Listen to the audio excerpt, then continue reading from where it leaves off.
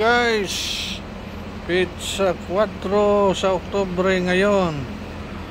Ang ginawa ko yan inaresto ko yung mga appliances ko dito sa backyard. Yan ang ganda na tingnan. Yun ang mga ibibigay ko na appliances pag mayroon makagusto.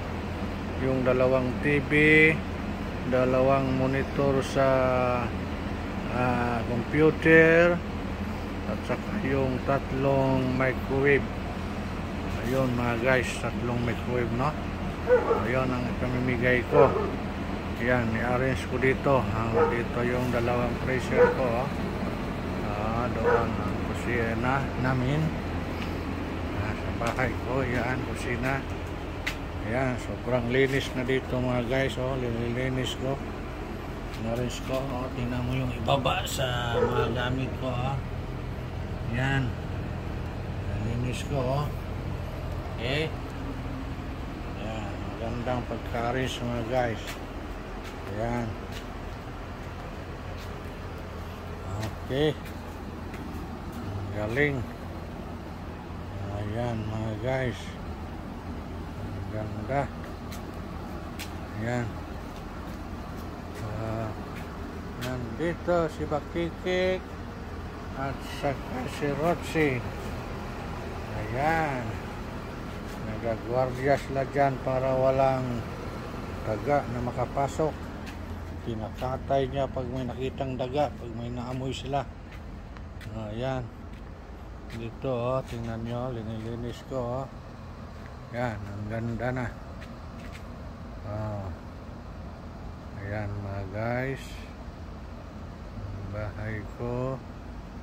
Ayan, tingnan nyo. Ayan, ang galing. Galing ng arrangement ko mga guys. Parang linis na ang backyard ko, Yan, mga reserva kong gulong ng mga sasakyan ko. Naka-arrange lang dyan.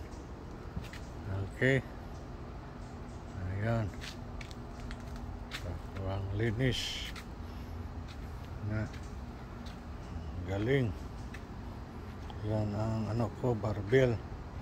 Exercisean. Yan. Okay. Ayan ang vlog natin ngayon. Ganda na. Tungo sa kusina. Tingnan nyo. Mayroon. Yung ihawan ko, ginawa kong misa. Ginawa kong misa mga guys. Yan. Yung ihawan ko yan. Yan. Gandang pagka-arrange sa mga gamit ko, yung mga appliances ko. Ayan mga guys. Okay, tapos dito ko na lang linagay yung bahay ko.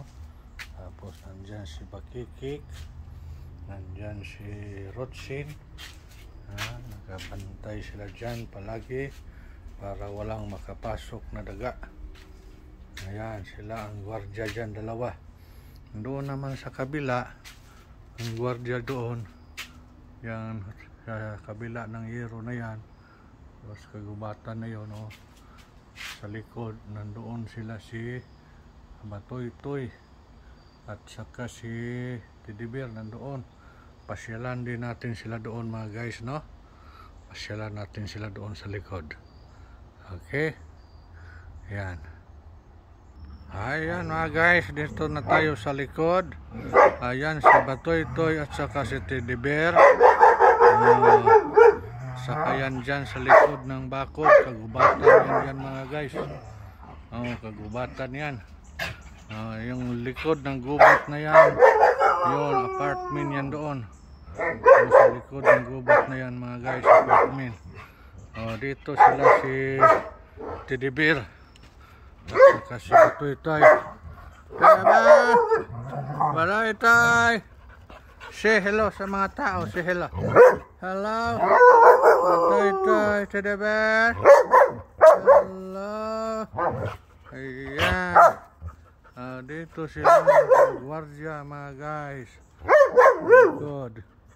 Ayan. Ayan. Sila ang gwardiya dito. Kanina mga guys, may 10 daga na huli niya. Pinatay nila. 10 daga. Pinatapon ko na doon sa basurahan. Ayan. Itong dalawang aso na to.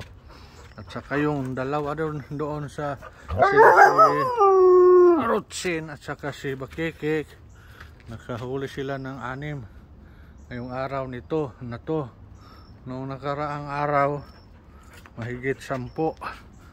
Hinahuli nila. Yun ang ano ko na, tatapon ko na mga guys. Ayan mga guys. Ayun ang bahay ko mga guys. Doon sa kabila naman sila si doon sa kabila sila si Bakikik. Sila si Bakikik at saka si Rotsin. Yan, nandoon sa kabila. Sila naman si Batoy-Toy, taga si Teddy Bear na. Okay. Ayan, kagubatan yan doon mga guys. Tingnan nyo. Kagubatan dyan doon sa likod. Ayan. Ayan, yung bahay ko. Doon sa kabila naman sila si Rotsin at saka si Bakikik. Dito naman sila naman si Teddy Bear at si Batoy-Toy. Ayan, sila naman ang naka-assign dito magwardya kasi galing dyan sa mga kakahuyan na yan, kagubatan na yan, tatawid yung mga daga dito, tumutulay dyan sa bakod. Ayan, kaya pinagwardyahan ko dito nila ni Batoy-Toy at saka ni Teddy Bear. Teddy Bear, Batoy-Toy. Ayan, dyan sila galing yung mga daga mga guys sa kagubatan na yan. Ayan, ito ang gwardiya si Teddy Bear dito. Okay, ayun mga guys, hanggang dito na lang ang vlog natin. Maraming salamat sa panonood. See you next time. Bye bye.